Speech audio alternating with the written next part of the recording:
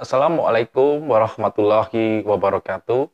Selamat pagi, salam sejahtera untuk kita semua. Kembali lagi dengan saya, Pak Imam Salam Pinta. Kali ini kita akan membahas tentang kerajaan-kerajaan Hindu-Buddha di Indonesia.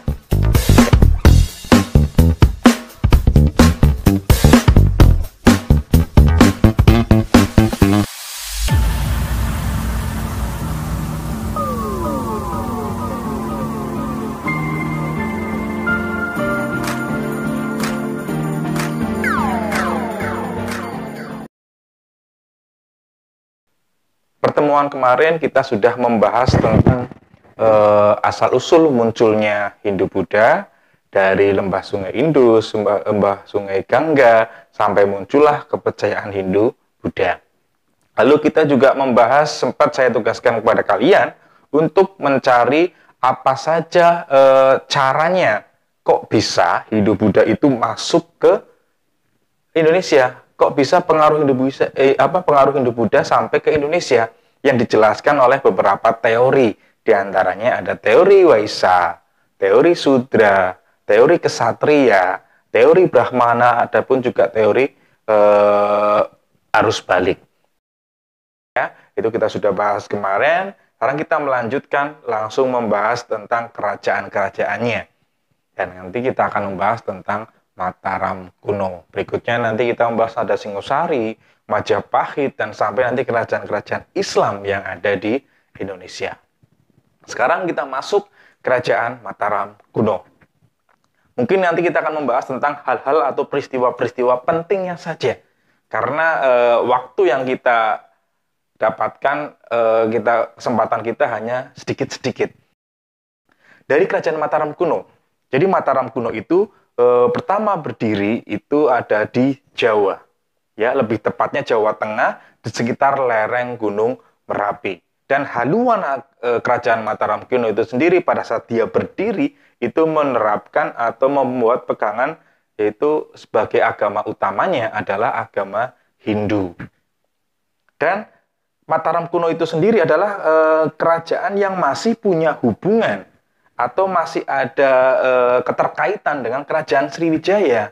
Tetapi Sriwijaya itu sendiri kerajaan yang berhaluan agama Buddha. Jadi ada perbedaan.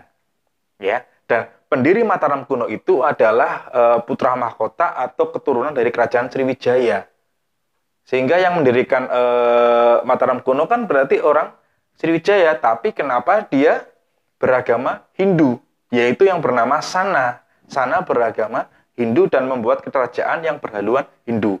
Dan itu juga menjadi jawaban kenapa ada kerajaan yang masih satu keturunan dengan Sriwijaya mendirikan di Jawa. Dan jawabannya tadi, karena mungkin Sana itu merasa ingin mempunyai kebebasan dalam memeluk agama dan dia ingin meyakini agama Hindu, sehingga harus berbeda dengan keluarganya yang ada di Sriwijaya. Sehingga dia akan mendirikan sebuah kerajaan yang baru atas kepemimpinan dia dengan nuansa sebagai agama utamanya yang dipegang dari kerajaan yang dia buat adalah kerajaan Hindu. Dan berdirilah kerajaan Mataram kuno yang didirikan oleh Sana, keturunan dari kerajaan Sriwijaya yang ada di Sumatera. Itu sedikit tentang kerajaan Mataram kuno. Dan Mataram kuno kalau dilihat dari letaknya yang berada di sekitar lereng Gunung Merapi, jadi dia besar karena hasil agrarisnya, dari hasil pertanian, dari hasil peternakan yang ada di kekayaan alam di bumi Mataram kuno di sekitar lereng Gunung Merapi. Karena tanah di sekitar gunung yang berapi pasti adalah tanah-tanah yang subur. Sehingga komoditi yang paling kuat dari Mataram kuno bisa dipastikan adalah di sektor agrarisnya.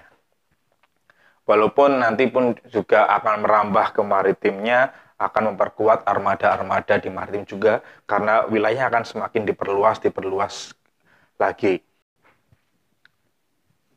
Berikutnya, ada beberapa peristiwa penting lagi yang ternyata pengaruh Buddha yang ada di Sriwijaya itu juga tetap sampai ke Jawa.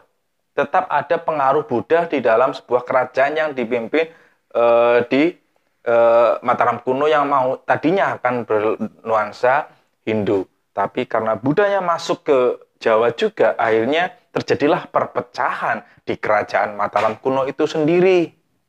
Nah, perpecahan itu ditandai dengan nanti muncul dua kekuatan atau dua aliansi. Yaitu yang pertama kita sebut sebagai dinasti Sanjaya. Dan yang satunya adalah dinasti Sailendra. Nah, dinasti Sanjaya itu nanti adalah kelompok-kelompok yang masih memperkuat atau membuat keyakinan tentang agama Hindu. Dan Sailendra adalah dia berpegang dengan agama Buddha.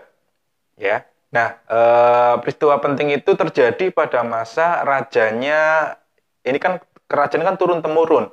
Nah, ada sebuah peristiwa penting pada masa dipimpin oleh yang namanya Rakyat Pikatan di Sanjaya itu, yang masih mempertahankan Hindu sesuai yang didirikan oleh Sana.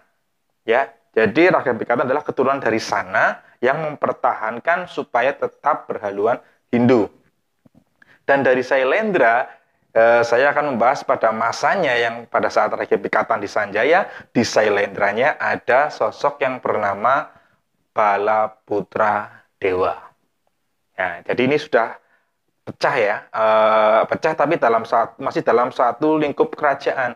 Cuman di dalam sebuah kerajaan itu ada dua kepemimpinan, satu dinasti Sanjaya, satu dinasti Sailendra. Sanjaya itu berhaluan Hindu, Sailendra berhaluan Buddha. Di dinasti Sanjaya, saya akan membahas di hal yang paling utama, ada peristiwa penting. Pada saat itu, dinasti Sanjaya dipimpin oleh Rakyat Pikatan, dan di Sailendra dipimpin oleh Balaputra Dewa. Pentingnya dari mana? Karena pada masa itu, Rakyat Pikatan pada saat memimpin dinasti Sanjaya, dia mempunyai cita-cita ingin mengembalikan seperti semula. Semulanya seperti apa? Ingin mempertahankan bahwa tadinya Sana mendirikan Mataram kuno itu adalah berhaluan Hindu, ya satu itu saja. Jangan sampai ada perpecahan. Dia ingin memurnikan kembali di bawah kepemimpinan dinasti Sanjaya. Nah, caranya bagaimana? Nah, caranya kalau memang mau tetap menyatukan, ya Rakyat Pikatan itu sendiri harus menaklukkan dinasti Sailendra. Supaya Sailendra mau bergabung, mau melebur menjadi satu kepemimpinan dalam upaya membentuk kerajaan yang berhaluan agama Hindu. Nah, di Sailendra itu ada pemimpinnya namanya Balaputra Dewa. Sehingga Sanjaya harus menaklukkan Balaputra Dewa. Nah, yang penting lagi adalah caranya. Nah, yang menjadi momentum itu adalah yang sering disebut-sebut adalah caranya Rakyat Pikatan menguasai Sailendra. Nah, caranya itu dijuluki dengan sebutan politik perkawinan. Ya, apa itu politik perkawinan? Dengan cara Rakyat Pikatan itu tahu bahwa Balaputra Dewa itu mempunyai seorang kakak wanita atau kakak perempuan. Jadi caranya Rakyat Pikatan menguasai Sailendra itu menaklukkan Balaputra Dewa dengan cara mendekati dulu orang-orang penting yang ada di Sailendra. Nah, itu salah satunya adalah Pramodya Wardhani, kakak perempuannya Balaputra Dewa atau kakak dari penguasa Sailendra. Rakyat Pikatan berusaha menarik perhatian atau berusaha mendekati Pramodya Wardhani. Dan singkat cerita, intinya Rakyat Pikatan berhasil menaklukkan hatinya Pramodya Wardhani. Dan terjadilah pernikahan antara Rakyat Pikatan dengan Pramodya Wardhani. Dan disitulah awal mula memang awalnya ada kerukunan antara umat Hindu dengan umat Buddha dalam suatu kerajaan berdampingan, hidup rukun dalam satu istana itu ada Hindu dengan Buddha.